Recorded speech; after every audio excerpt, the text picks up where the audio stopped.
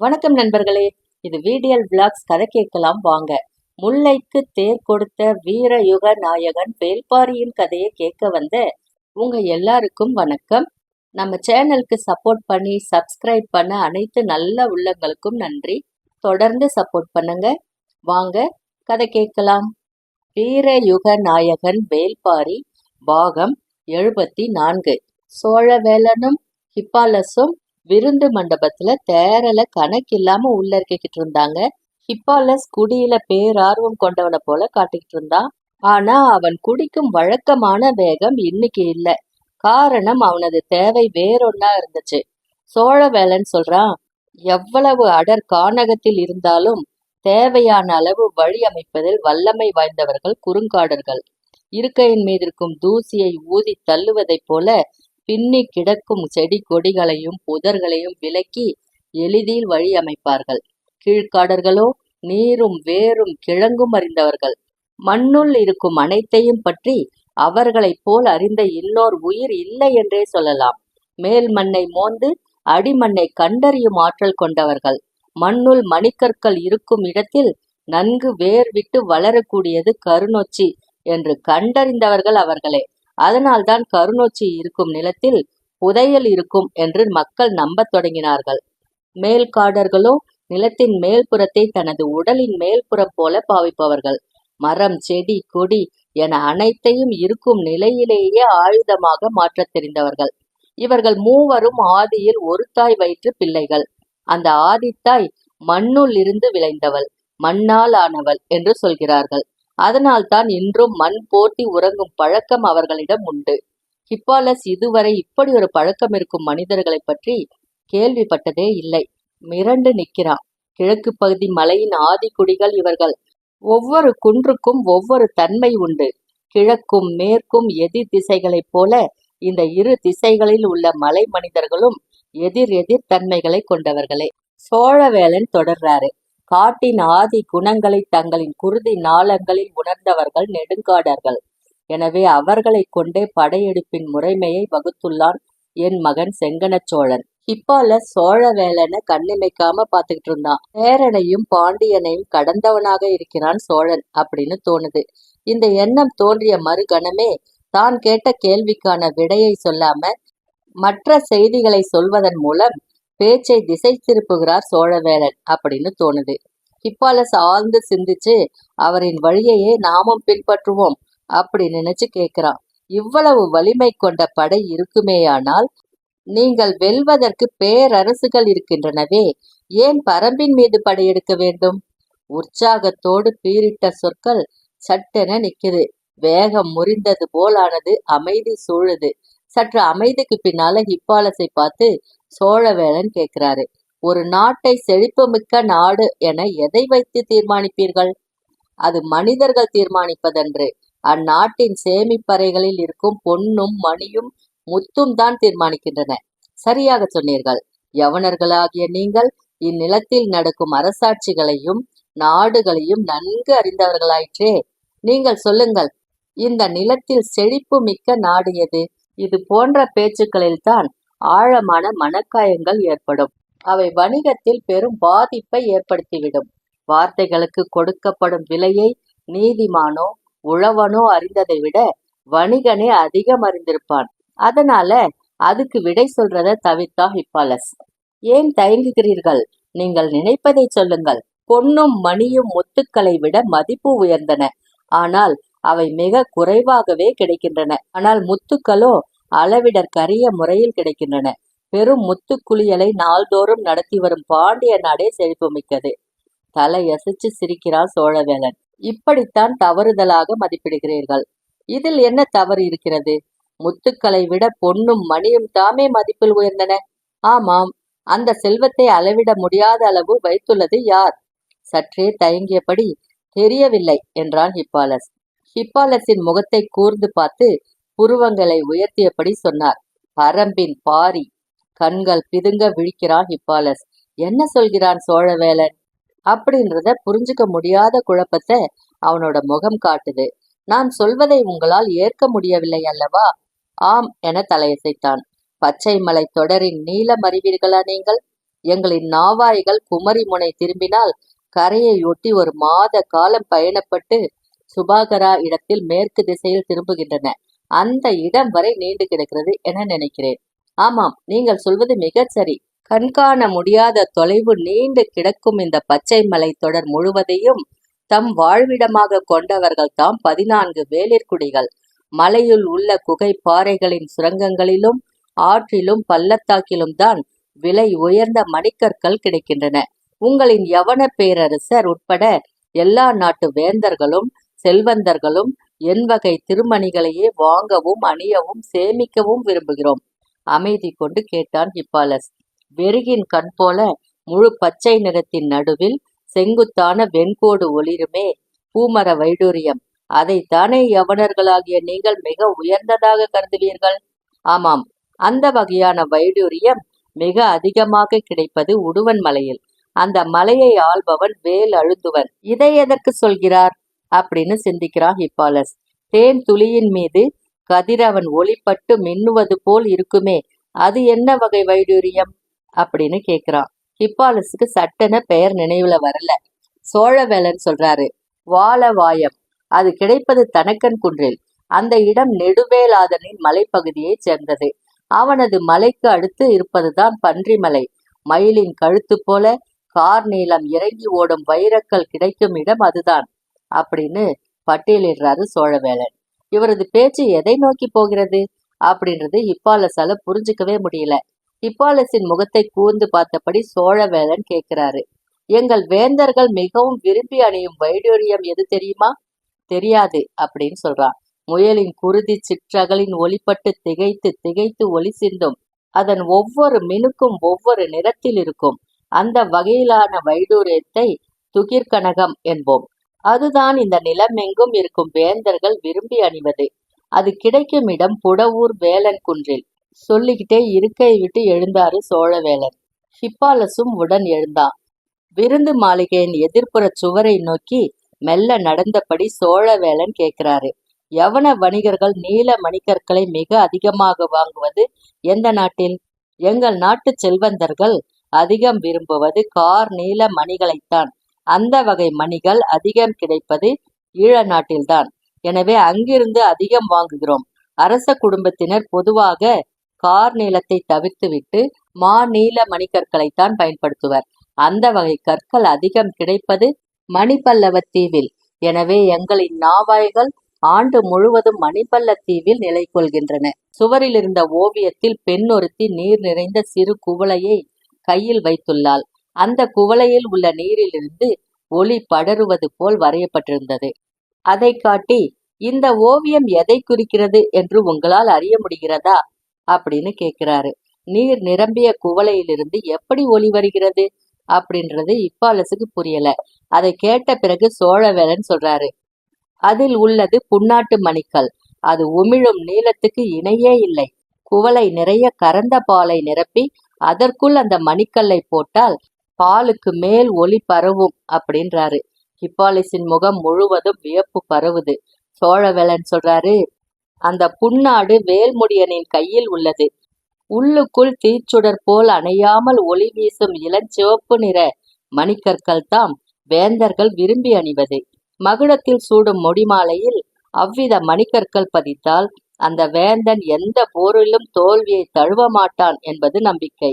அவ்வித மணிக்கற்கள் அதிகம் கிடைப்பது செருவின் குன்றில். அது அழும்பின் வேல் குன்றாய் இருக்கிறது. இவர்கள் உட்பட 9 வேளிர்கள் இன்றும் பச்சை மலையை ஆள்கின்றனர். எஞ்சியோர் வேற்று நாட்டு படையெடுப்புகளால் வீழ்ந்துவிட்டனர். 14 குடி வேளிர்களுக்கும் ஆதியிலிருந்து ஒரு பழக்கம் இருக்கிறது. அவர்களின் நிலப்பரப்பில் கண்டெடுக்கும் மணிக்கற்களை குலத்தலைவனிடம் கொடுப்பர். அவன் அவற்றை பாதுகாத்து வைப்பான். அந்த குலத்தலைவன் மரணத்தை தழுவியவுடன் புதியவன் பொறுப்பை ஏற்கும்போது செய்யும் முதல் பணி ஏற்கனவே இருந்தவன் காலத்தில் சேகரிக்கப்பட்ட மணிக்கற்களை பரம்பு நாட்டில் இருக்கும் பாழி நகரில் போய் வைத்து விடுவதுதான். சோழவேலன் தொடர்ந்து சொல்றாரு, ஆதியில் நெருக்கடியான சூழலில் யாரோ ஒரு வேளிர்குடி பாழி நகரில் போய் மணிக்கற்களை பாதுகாத்து வைத்திருப்பான்.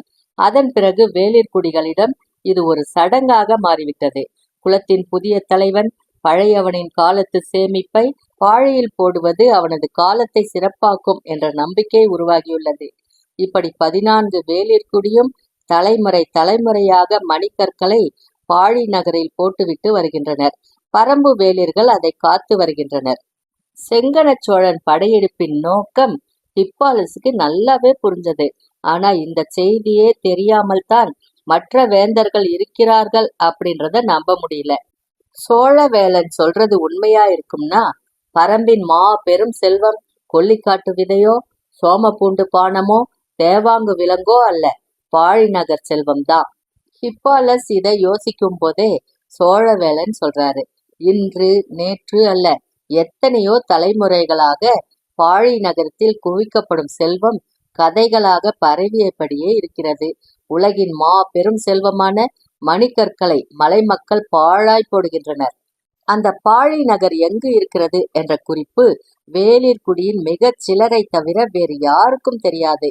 அவர்கள் எந்த சூழலிலும் அதை மற்றவர்களோடு பகிர்ந்து கொள்ள மாட்டார்கள். போரில் வீழ்ந்த வேளிர்களிடம் கூட அந்த உண்மையை பெற முடியவில்லை. ஹிப்பாலஸ் தன்னையே மறந்து சோழவேளனோட சொல்ல கவனிச்சுக்கிட்டு இருந்தான். மறைக்கப்படுவதுதான் கவனிக்கப்படுவதாக மாறும். மேற்கு திசையில் உள்ள பச்சை மலைத்தொடரில் வேளிர்களால் மறைக்கப்படுவது கிழக்கு திசை குன்றுகளில் உள்ள நெடுங்காடர்களால் கவனிக்கப்படத் தொடங்கியது. தலைமுறை தலைமுறையாக பாழி நகரை அறிவதே நெடுங்காடர்களின் பணி. அவர்களின் முன்னோர்கள் இட்ட வாக்கும் அதுதான். மண்ணின் அடிவாரத்தை மோந்தே கண்டறியும் கீழ்காடர்கள் தான் பாழி நகர் நிலை கொண்டுள்ள நிலத்தை கண்டறிஞ்சிருக்காங்க. எண்ணிலடங்காத மணிக்கற்கள் குவிக்கப்பட்டிருக்கும் அந்த நிலத்தை அவர்கள் கண்டறிந்த போதுதான் இன்னொன்றையும் சேர்த்தே அறிந்தனர். என்ன என்று அதிர்ந்து கேட்டான் ஹிப்பாலஸ். வேற்று மனிதர்களால் ஒரு போதும் அந்த இடத்தை கண்டறிந்து அந்த செல்வத்தை கைப்பற்ற முடியாது என்பதுதான் அது. செங்கணச் சோழன் மூவரையும் ஒரு சேர தாக்கிய போது தங்களை பாதுகாத்து கொள்ள மூவரும் ஒன்று சேர்ந்துள்ளனர். அப்படி இருந்தும் சோழ பேரரசின் பெரும் படையை அவர்களால் வீழ்த்த முடியவில்லை. போர் நெடுங்காலம் நீடித்தது. இறுதியில் மேல்காடர்கள் உடன்படிக்கை திட்டத்தை சொன்னார்கள். செங்கணச் சோழன் அதை ஏற்றுக்கொண்டு தாளமலையை கைப்பற்றும் திட்டத்தை கைவிட்டான் அப்படின்னு சொல்றாரு சோழவேளன். ஹிப்பாலஸ் இருக்கையின் முனைக்கே வந்துட்டான். மீண்டும் எழுந்தார் சோழவேளன். போரிட்டு கொண்டிருந்தவர்களை ஒன்றாக இணைத்தது நெடுங்காடர்கள் சொன்ன உடன்படிக்கை திட்டம். இருவரின் நீண்ட நாள் கனவுகளும் ஒன்றாயின. அதுதான் பாழி நகர். அந்த பெருஞ்செல்வத்தை இணைந்து கண்டறிய முடிவு செய்தனர். காட்டை பிளந்து முன்னேறும் ஆற்றல் கொண்ட படையோடு என் மகன் பாழி நகர் நோக்கி போய்க் கொண்டிருக்கிறான். சோழனின் திட்டத்தை முழுமையாக அறிந்தபோது ஹிப்பாலஸ் மெய் சிலிர்த்து நிற்கிறான். கிழக்குக்கும் மேற்குக்குமான பகை வேந்தனுக்கும் வேலிற்குமான முரணோடு இணைந்து விட்டது. இனி பாழி நகரை காப்பாற்ற பாரியால் முடியாது அப்படின்னு சொல்றான் சோழவேளன். இருக்கன் குன்றை அடுத்து ஆயிமலை நீண்டு கிடக்கிறது. ஆயிமலையின் மேல் முகட்டை பரம்பின் மக்கள் கடக்கிறதில்ல. அந்த திசையின் அடர் காடுகள்ல சேர நாட்டினரே வேட்டையில் ஈடுபடுறாங்க. அதனால அப்போதிலிருந்து அது அவர்களின் பகுதியாகவே கருதப்படுது. அந்த காட்டின் நடுவில் தான் குட்டநாடும் குடநாடும் இப்போது தத்தம் படைகளை ஒருங்கிணைச்சிருக்கு. குடவர்க்கோ போர்க்களம் வரல. அவருக்கு மாற்றாக அமைச்சன் கோளூர் சாத்தனே வந்திருந்தான். குட்டநாட்டு வேந்தன் உதியஞ்சேரல் தாக்குதலின் முழு தன்மையும் தீர்மானிப்பவனா இருந்தான். இரு நாட்டு தளபதிகளான துடும்பனும் எக்கல்மாடனும் அவனது உத்தரவை நிறைவேற்ற ஆயத்த நிலையில இருந்தாங்க. ஆயிமலையின் இடப்புற விளிம்பின் வழியாக எகல்மாடன் தலைமையிலும் வலப்புற விளிம்பின் வழியாக துடும்பனின் தலைமையிலும் பரம்புக்குள் படையெடுக்க முடிவு செஞ்சிருந்தாங்க. நேர் எதிராக இருந்த இருக்கன் குன்றில் உச்சியில் நிலை கொண்டிருந்தான் கூழையன். தேக்கனும் உதிரனும் வந்து சேர்றாங்க. அருகில் இருந்த ஊர்களைச் சேர்ந்த 100 வீரர்கள் கூழையனோட இருந்தாங்க. தேக்கனிடம் நிலைமையை விவரிக்கிறான் கூழையன். எதிரி படையின் எண்ணிக்கையை தோராயமாகத்தான் சொல்ல முடியுது. ஆயிமலையின் மேல் முகடுகளில் இருந்துதான் நம்மால் பார்க்க முடியும். மலையின் கீழ்ப்பகுதியில் உள்ளொடுங்கிய அடற்காட்டுக்குள் அவர்கள் இருப்பதால் அவர்களின் எண்ணிக்கையை சரியாக மதிப்பிட முடியவில்லை என்றான் கூழையன். ஆனால் இருவர் படைகளும் காட்டுக்குள் வந்துவிட்டதை உறுதி செய்தான். அவர்களின் தாக்குதல் திட்டத்தை தான் கணிக்க முடியவில்லை அப்படின்னு சொல்றான். தேக்கன் நிலைமையை புரிஞ்சு கொள்ள நேரம் எடுத்துக்கிட்டான். சேரர்கள் இருவரையும் எளிதாக நினைச்சிடக்கூடாது அப்படின்றது அவனுக்கு தெரியும். கூழையனின் கூற்றுப்படி சேரப்படை முழுமையாக வந்து 2 வாரங்கள் ஆக போகுது. ஆனா இன்னும் அந்த இடம் விட்டு அசையாம ஏன் இருக்கிறான்? அவனது காத்திருப்பு எதுக்காக? தேக்கன் கேள்விகளை எழுப்பியபடியே இருந்தான். சேரன் ஆயிமலையின் இடப்புற விளிம்பு அல்லது வலப்புற விளிம்பு அப்படின்னு ஏதேனும் ஒன்றின் வழியாகத்தான் நுழைந்தாகணும் அப்படின்னு கூழையன் சொன்னபோது, ஏன் 2 பக்கங்களிலும் ஒரு சேர உள்ளே நுழைய மாட்டானா அப்படின்னு கேட்கிறான் தேக்கன். வாய்ப்பிருக்கு அப்படின்றான் கூழையன். இந்த 2 பக்கங்களிலும் அவனது படையை எதிர்கொள்ள நாம் ஆயத்தமாவோம் அப்படின்றது அவனுக்கு தெரியும் அல்லவா? பிறகு ஏன் அவன் காலம் தாழ்த்துறான்? கூழையன் கிட்ட பதில் இல்ல. நம்ம இங்கு கவனம் செலுத்த வைத்து அவன் வேறு திசையில் நுழைய மாட்டானா அப்படின்னு கேட்கிறான் உதிரன். இல்லை, வேறு எங்கும் அவன் படை நிலை கொள்ளவில்லை, இங்குதான் அவன் மையமிட்டுள்ளான் அப்படின்றான் கூழையன். எப்படி சிந்திச்சாலும் அவனோட செயலின் காரணம் பிடிபடல. அன்றிரவு தேக்கன் எந்த முடிவும் எடுக்கல. உதயஞ்சேரல் ஏன் காத்திருக்கிறான்? அவனுக்கு தேவையான செய்தி வந்து சேரலையா? அல்லது அவன் நினைத்த இடத்துல எதிரிகளாகிய நாம் வந்து சேரலையா? இந்த 2 காரணங்கள் தான் இருக்க முடியும். பின்னிரவு தொடங்குது. தேக்கன் சொல்றான், நாளை காலை 2 விளிம்புகளிலும் நமது படையை அணிவகுக்கச் செய்வோம். அதன் பிறகும் அவன் முன்னகரவில்லை என்றால் சோழ பாண்டிய படையெடுப்போடு ஏதோ ஒரு வகையில் இவனது திட்டம் ஒருங்கிணைந்துள்ளது அப்படின்னு பொருள். தேக்கன் சொல்றான், அப்படி ஒரு ஒருங்கிணைப்பு இருப்பதாக நாம் முடிவுக்கு வந்தால் எதிரிகளை நோக்கி நமது படை முன்பாய்ச்சலில் சென்று தாக்க வேண்டியதிருக்கும். தேக்கன் சொல்றது சரின்னு படுது. இடப்புற விளிம்பில் உதிரனின் தலைமையில் 20 ஊர்களையும், வலப்புற விளிம்பில் கூழையனின் தலைமையில் 26 ஊர்களையும் அணிவகுக்குமாறு தேக்கன் சொல்றான். குதிரை படையினரோடு குன்றின் மேல் முகட்டில் அமைந்துள்ள இந்த இடத்திலிருந்து இரு பக்க நிலைமைக்கு ஏற்ப முடிவெடுத்து தாக்குதலை வலியூட்டுவது தேக்கனின் வேலை அப்படின்னு முடிவாகுது. திட்டமிட்டபடி கூழையனும் உதிரனும் ஆயிமலையின் விளிம்புகளில் எதிரிகளை தாக்க தயாராகிறாங்க. வலிமை மிகுந்த குதிரை படையோடு இருக்கன் குன்றின் மேலே நின்றபடி இரு பக்க நிலைகளையும் கூர்ந்து கவனிச்சுக்கிட்டு இருந்தான் தேக்கன். மறுநாள் முழுவதும் எதிரிகளிடம் எந்த அசைவும் இல்லை. காத்திருந்தான் தேக்கன். இருக்கன் குன்றின் மேலே காத்திருந்த தேக்கனுக்கு உதயஞ்சேரலோட திட்டத்தை புரிஞ்சுக்கவே முடியல. தன்னோடு எவ்வியூரிலிருந்து வந்த எயினியிடம் சொல்றான், அறுவரையும் அழைத்து கொண்டு எதிரில் இருக்கும் ஆயிமலையின் முகட்டுக்கு போ. அங்கு செல்லும் வரை நமக்கு குதிரை பாதை இருக்கிறது. தேவைப்பட்டால் குதிரை பாதையை கடந்து சில வீரர்களை அனுப்பி வை. ஆயிமலையின் மறுபக்கம் எதிரிகளின் நடவடிக்கையை அறிந்து வா அப்படின்னு சொல்றான். எயினி 6 வீரர்களை அழைத்து கொண்டு புறப்படுறான்.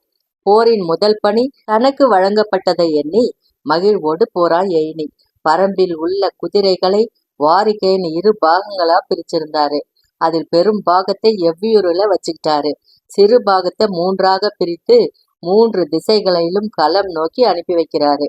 அவர் அனுப்பிய 200 குதிரைகள் முந்தைய நாள் தேக்கனோட இடத்துக்கு வந்து சேருது. யாருக்கு உதவி தேவையோ அவர்களை நோக்கி குதிரை படையை அனுப்புவதுதான் தேக்கனின் திட்டம்.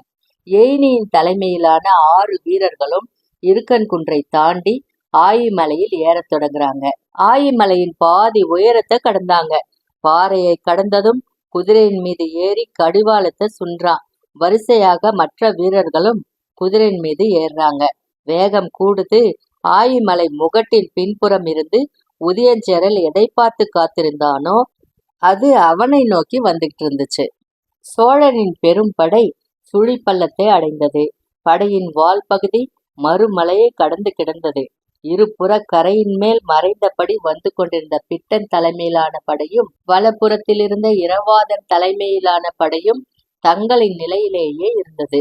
ஆற்றின் 2 பக்கங்களும் மேலிருந்து படை நகர்வை கவனிக்க தொடங்குது. ஆற்றின் போக்கிலே எவ்வியூர் நோக்கி போக போகிறார்களா அல்லது இணையும் ஆற்று தடத்தில் நுழைய போகிறார்களா அப்படின்றத உன்னிப்பா கவனிச்சாங்க. விருக மரம் ஒன்றின் மீது ஏறி தலையை மட்டும் வெளியே நீட்டி உத்து பார்த்துக்கிட்டு இருந்தான் பிட்டன். ஆற்றின் வலப்புறம் பாறையின் மேல் மடிப்பிலிருந்து பார்த்து கொண்டிருந்தான் இரவாதன். மலை முகட்டின் மீதிருந்து பாரியின் 2 கண்களும் சுழிப்பள்ளத்தை உற்று பார்த்து கொண்டிருந்தது. பொழுது புலர்ந்த சிறிது நேரத்திலேயே வலப்புறமாக கதிரவன் ஒளியில் மின்னத் தொடங்கிய வட்டாற்று மணலில் தம்முடைய கால்களை பதித்தன சோழப்படையின் முதல் வரிசை யானைகள். அதுவரைக்கும் இந்த எபிசோட்ல பார்த்தோம். மூவேந்தர்களும் பாரியோட பரம்பு மலையை நோக்கி படையெடுத்து வராங்க. அதை எப்படி பாரி வெல்றாரா வீழ்றாரா அப்படின்றத அடுத்தடுத்த எபிசோட்ல பார்க்கலாம். அதுவரை உங்களிடமிருந்து நன்றி கூறி விடைபெறுவது விடிஎல் விலாக்ஸ் விடிஎல். நன்றி, வணக்கம்.